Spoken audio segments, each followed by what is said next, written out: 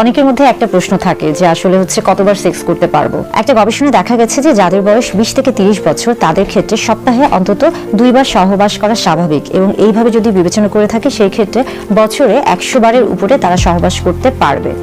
আবার সেই একই গবেষণায় দেখা গেছে যে যাদের বয়স 30 থেকে 40 বছর তারা সপ্তাহে অন্তত 1 থেকে 2 বার, অর্থাৎ এটা যদি আমরা গড় হিসেবে বিবেচনা করে থাকি তাহলে সেই ক্ষেত্রে 1.6 বার তাদের জন্য সহবাস করা স্বাভাবিক। অর্থাৎ বছরে যদি হিসাব করে থাকি সেই ক্ষেত্রে দেখা যাচ্ছে যে 80 বারের উপরে তারা সহবাস করতে পারবে এবং এটা তাদের জন্য স্বাভাবিক।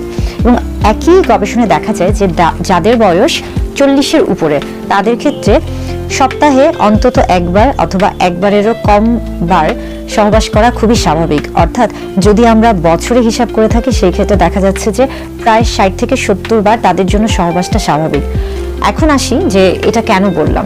আসলে অনেকেই আসেন, বিশেষ করে দেখা যাচ্ছে যে একজন যারা যুবক রয়েছেন কিংবা অনেক সময় অনেক প্রবীণ আছেন যারা আসেন এবং বলেন যে আমি একটা সময় এতবার সহবাস করতে পারতাম, কিন্তু আস্তে আস্তে আমার এই আগ্রহ বা এই ইচ্ছাটা বা চাহিদাটা মরে যাচ্ছে।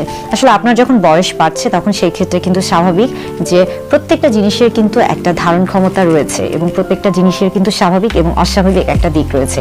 যেহেতু এটা নিয়ে একটা গবেষণা হয়েছে এবং সেই গবেষণায় বলা হচ্ছে যে বয়স বাড়ার সাথে সাথে আপনার সেক্স বা শারীরিক সম্পর্কে যে সময়টা সেটা যতটা কমবে ততটা ভালো।